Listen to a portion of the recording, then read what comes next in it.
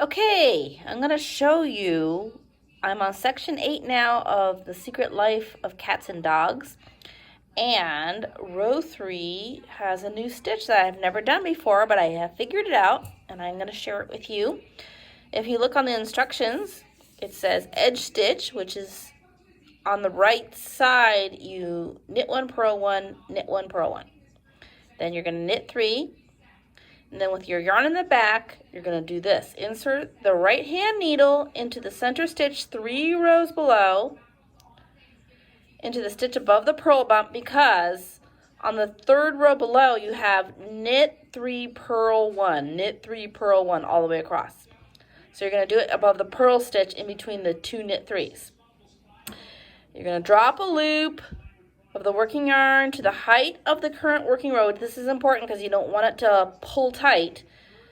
And then you're going to knit that stitch that's above the purl stitch, and then you're going to reinsert and do that same thing, so that you're going to take 1 stitch and have 3 stitches off of that 1 stitch, 3 stitches total. So I'm going to show you now what that means, because it's much easier to show than to actually read.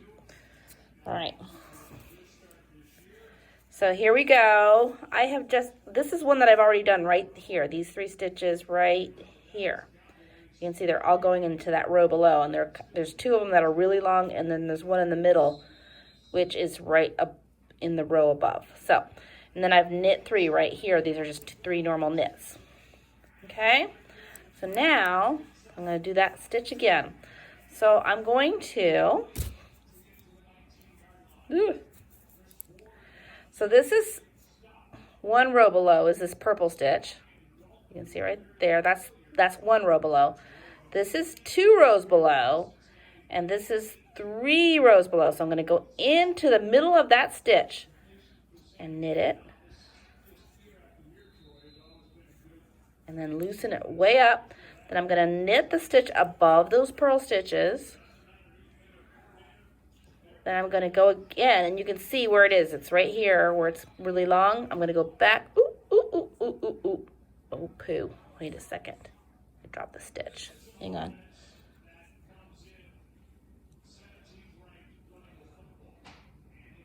Hang on, hang on, hang on. I have to fix it.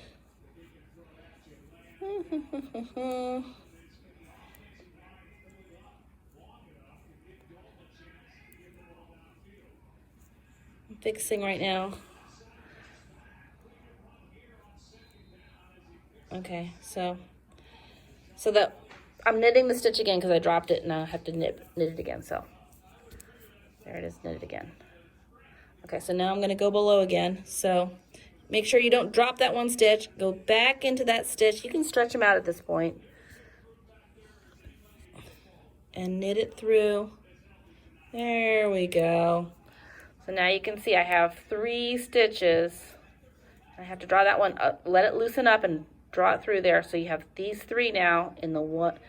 2 are on the 3rd row below, and this one is on the row below, or just the regular knit stitch. So now I'm going to knit 3 normally. So I find my yarn. 1, 2, 3. Okay, and then again, you can see this is the purl row in between the 3 knit stitches. You can kind of see it. So I'm going to go 1 row below, 2 rows below, 3 rows below, knit down there, and draw it up and let it kind of, well, not too loose. I lost the yarn. Then knit that stitch above the purl row, and then I'm going to go back down into that same stitch. I have to be careful now, right there.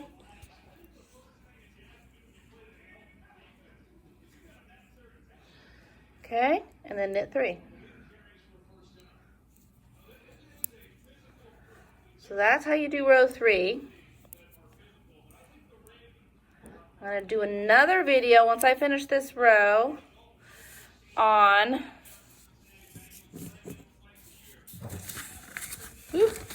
row 4, I'll do a second video on the row 4 and then one more on row 5, because right now I'm increasing stitches. I'm doing the scarf, so I'm going to have 100 stitches instead of 70 some. I'm increasing.